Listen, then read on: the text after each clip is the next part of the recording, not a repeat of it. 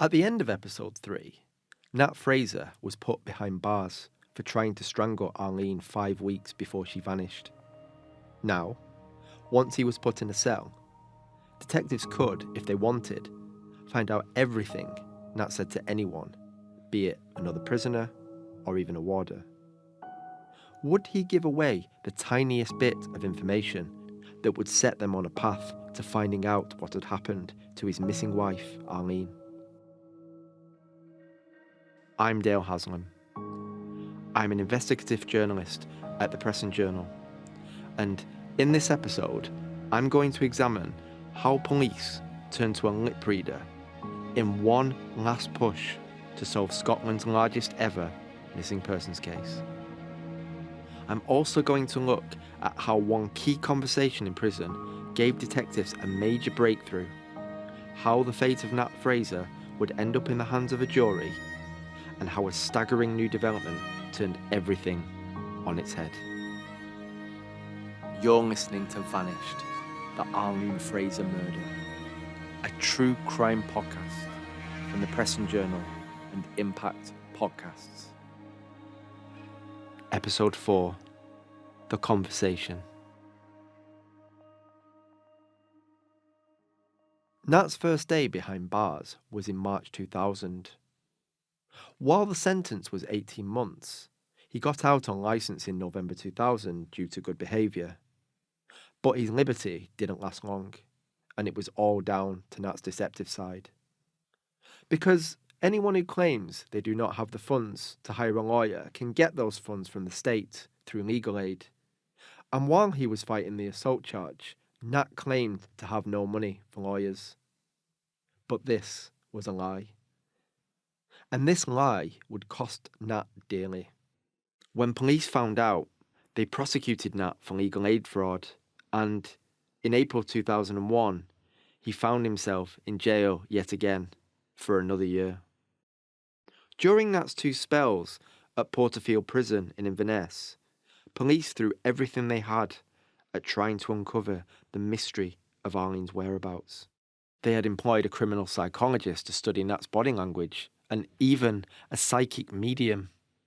But both efforts led detectives nowhere. Police, though, had another strategy they wanted to try. They wanted to use a lip reader.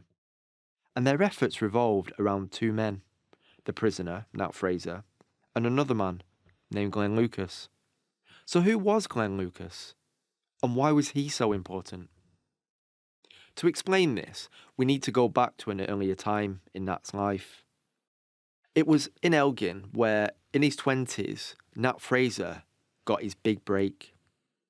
Keen to launch his own business empire and become a self-made man, Nat learned how to run a fruit and veg delivery firm, and it was all thanks to Glenn Lucas. You could say that Lucas was something of a life coach to Nat. Lucas had moved away from Elgin to Lincolnshire in England, and he already had his own successful fruit and veg firm south of the border. Nat saw how independent Glenn Lucas was, and he wanted that for himself. So when Lucas found out that his prodigy, Nat, was locked up in Scotland, he visited Nat on multiple occasions. Retired Superintendent Alan Smith, who worked on the Arlene Fraser case, met Lucas many times. He was horrible. He was a different animal altogether. He was one cocky, arrogant so-and-so, you know. He knew everything. He was bolshy, just typical alpha male. Big guy, brash, in your face, difficult to deal with, typical fruit and veg, Lord of the Manor, been there, done it all. You lot know nothing, you're country bumpkin detectives. He positioned himself as a defender of the lost cause, or the defender of Nat's cause.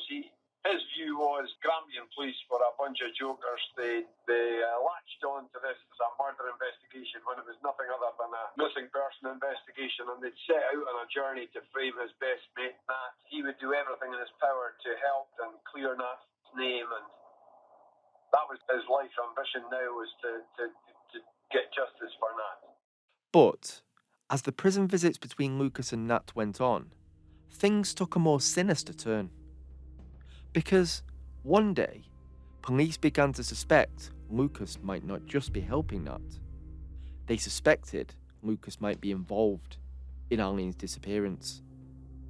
So police decided to secretly tape the conversations between Nat and Lucas inside the prison. Alan Smith was in possession of these taped conversations between Nat and Glenn Lucas. I'm in an office in Aberdeen looking at this tape. It's both frustrating and intriguing because you can tell just by the body language that they're not talking about football. It's clear they were having an intense conversation. Police were desperate to know what Lucas and Fraser were talking about. But there was a major problem. There was no sound on the video, as it was being filmed from too far away. And so, police turned to a lip reader. You might think a lip reader sounds a bit left field, even unconventional, or perhaps high risk. How would the courts react to such an operation? Alan Smith explained that police decided to pursue this line of inquiry because a colleague of his had someone in mind. One of the guys in the special branch, he said there is a lip reader that we use to interpret a conversation that took place in a park in Ireland between a terrorist and a bomb maker or something. Ultimately led to the recovery of bomb making equipment. And that woman was Jessica Rees. Profoundly deaf from childhood, Rees was renowned as Britain's foremost lip reader in criminal cases. She had been using her lip reading skills to help prosecutors in England put away bad guys since 1998. And so, Alan Smith made the 1,000-mile round trip from Aberdeen to Cambridge to meet her, hoping that she could help their murder investigation. Rees agreed to be paid to look at the tapes of Lucas and Nat talking. Sat in her office, Rees opened up the Grampian police package containing a VHS tape. She carefully took the tape from its holder and loaded it into a video recorder, the kind every household would have had back in the early 2000s before digital TV fully took over the airwaves. Rees pressed play and saw before her two men sat across from each other, either side of a perspex screen. After watching the men's conversation several times, Rees took out a pen and began to transcribe the conversation. And it went something like this.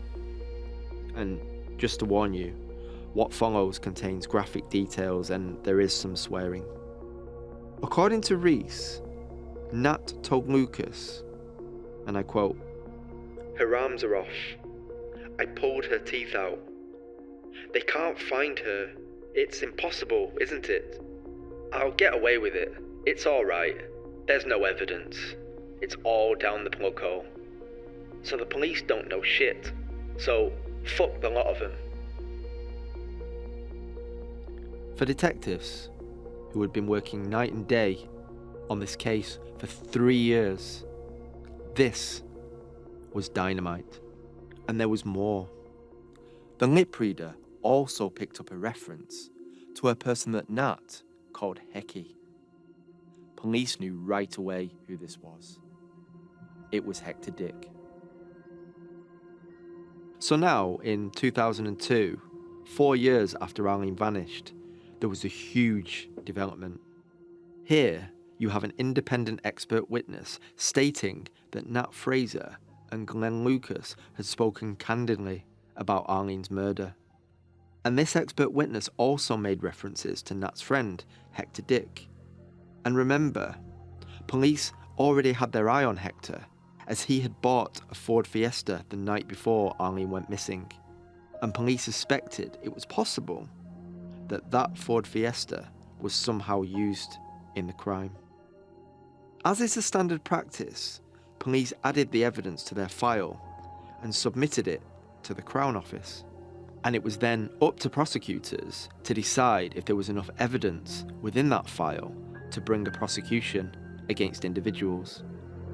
Their opinion, after sifting through the file, there was a clear course of action that they wanted to take. The Crown prosecuted. They charged 3 men: Nat Fraser, Hector Dick, and Glenn Lucas were all charged with the murder of Arlene Fraser. There was another important factor at play here around that time.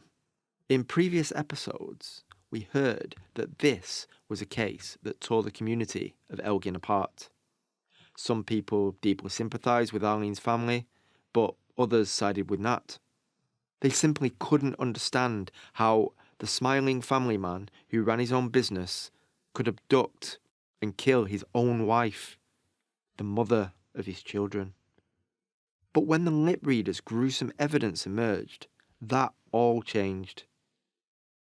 Alan Smith described the lip reader's account of Nat's words as the stuff of nightmares, and the people of Elgin didn't like it one bit. In the early days, weeks, months even, his family of followers and believers were all for him, But as time went on, they must have been in their own kitchens, in their own houses. It's bloody strange, She's missed birthdays, she's missed Christmas.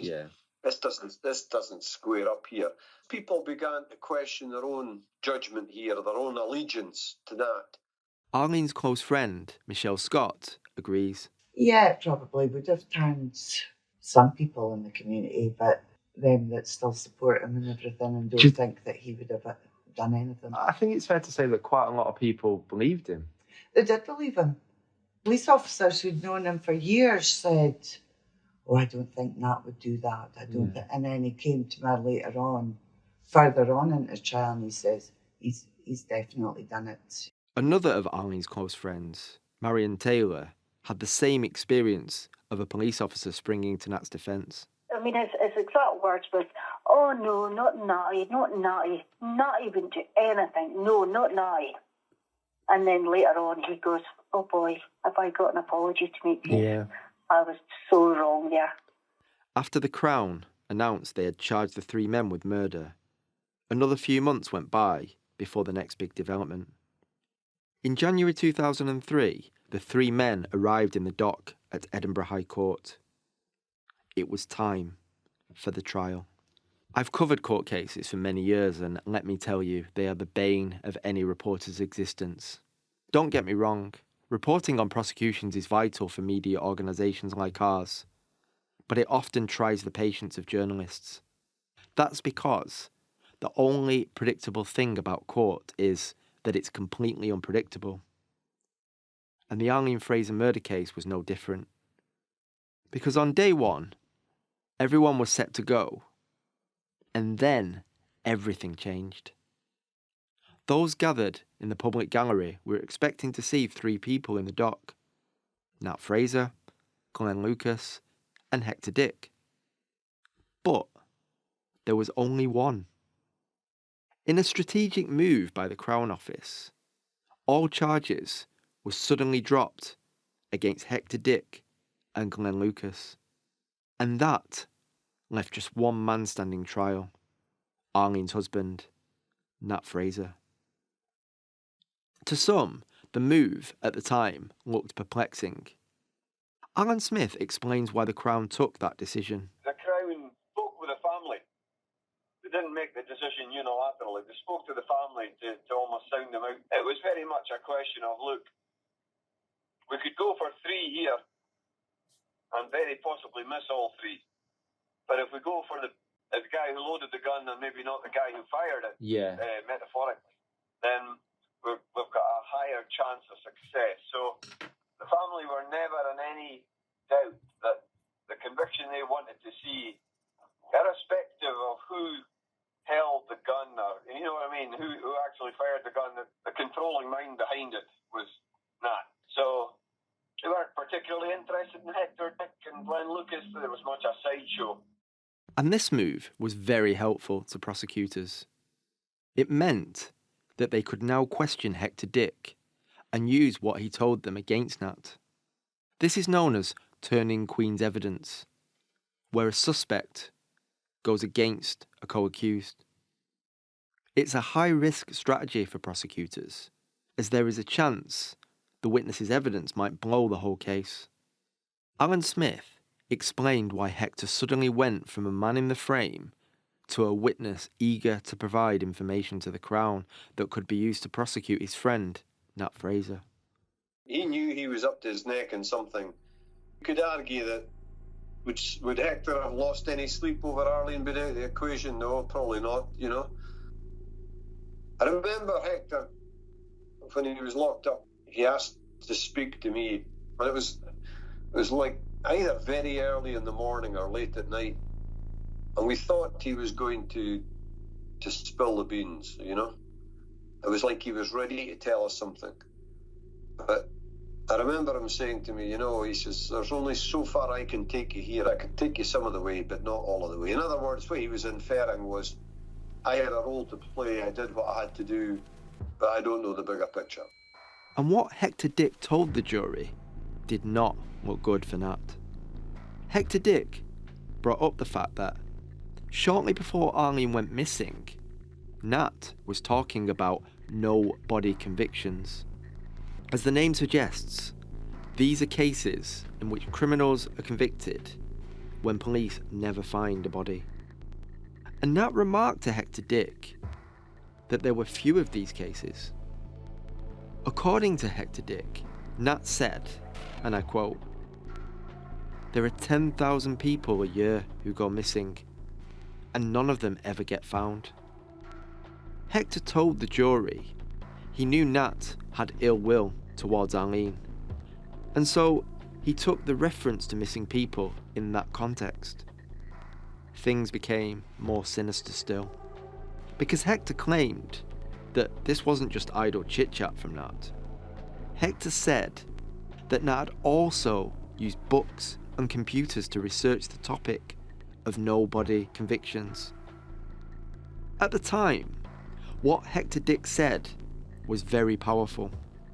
But was it enough to convince the jury of 7 men and 7 women that Nat Fraser orchestrated the murder of Arlene, even if Nat didn't physically snatch her from the house himself?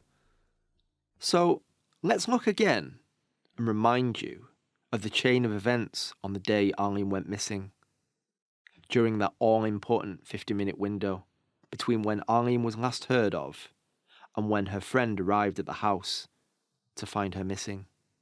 And let's look at why the Crown was convinced Nat was behind everything. It's an early morning on Smith Street in Elgin. As police would have it, Nat Fraser has overseen the purchase of a beige Ford Fiesta. He gets an unknown accomplice to drive this car to Smith Street in Elgin and to knock on Arlene's door. The accomplice leads Arlene into a car for a test drive and drives her to a pre-arranged rendezvous point where she is held. Then, someone, whether it be Nat Fraser or someone else, kills Arlene and buries her body. But by far the most crucial point for prosecutors was that all this happened on the command of nobody else except Nat Fraser. But what motive did Nat have? Why would someone be so heartless as to arrange for his wife to be murdered? Nat's life is around control. Control of the house, control of the kids, control of Arlene, control of the money and the finances. And all of that, overnight when he was bailed, was blown out of the water.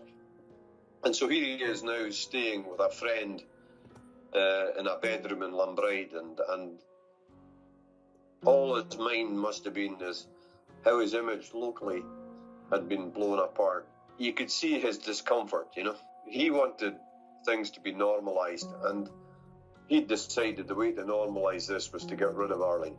So if I can get Arlene, if I can remove Arlene out of the equation, things will get back to normal for me and the kids, and I'll have money, everything will be fine. She was the problem that he needed to get rid of. You know, that it was like winning the jackpot. Ching, ching, ching. If he could get rid of Arlene, in his mind, 4 or 5 significant issues in his life would be sorted overnight if she was out of the equation. So the motive was overwhelming. If you ask the question, not only who had most to gain by Arlene's disappearance, but who had anything to gain from Arlene's disappearance, there was only one person.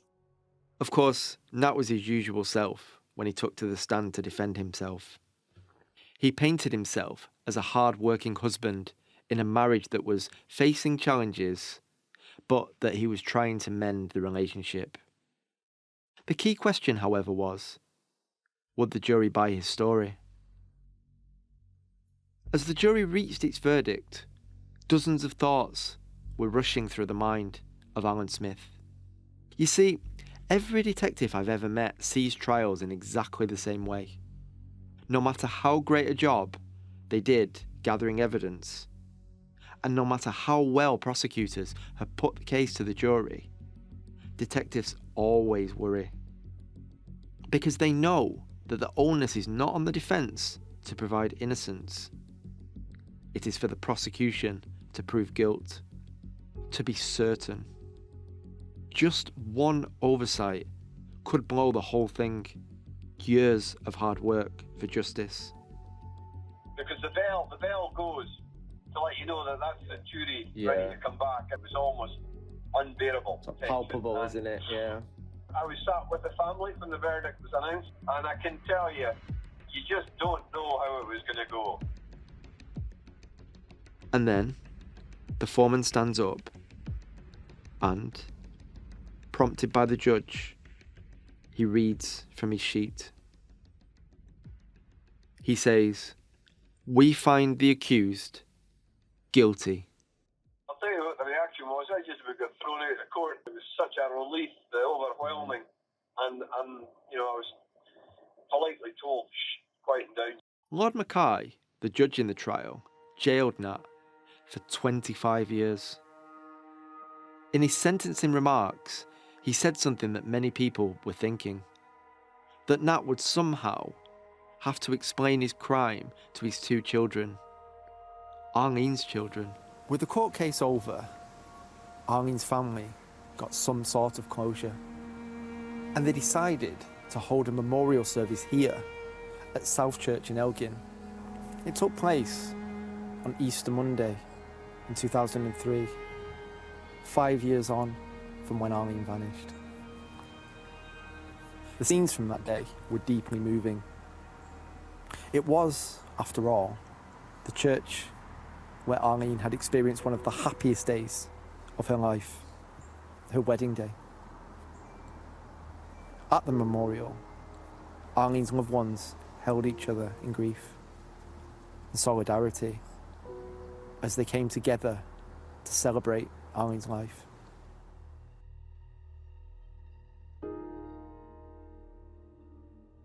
Then, 3 years later, in 2006, everything changed. Arlene's family were dealt a massive blow. The man who was jailed for Arlene's murder was suddenly released from jail. Nat Fraser was a free man. Next time on Vanished. I just thought, oh my God, he's back in Elgin. It would have been very easy for the Crown to say, you know what, this is in the too hard category here, we gave it a fair chance. That in itself suggested something malevolent was at hand. Marion, Nat Fraser's here. He's absolutely staring at you, smiling away, and then he turned round in the same breath and says to Michelle, "Where's your pal tonight then?" And she went, "What pal?" And he goes, "Arlene." Thank you for listening to this episode of Vanished, the Arlene Fraser murder. Vanished is a production from the Press and Journal and Impact Podcasts. You can listen to the whole series on all major podcast platforms.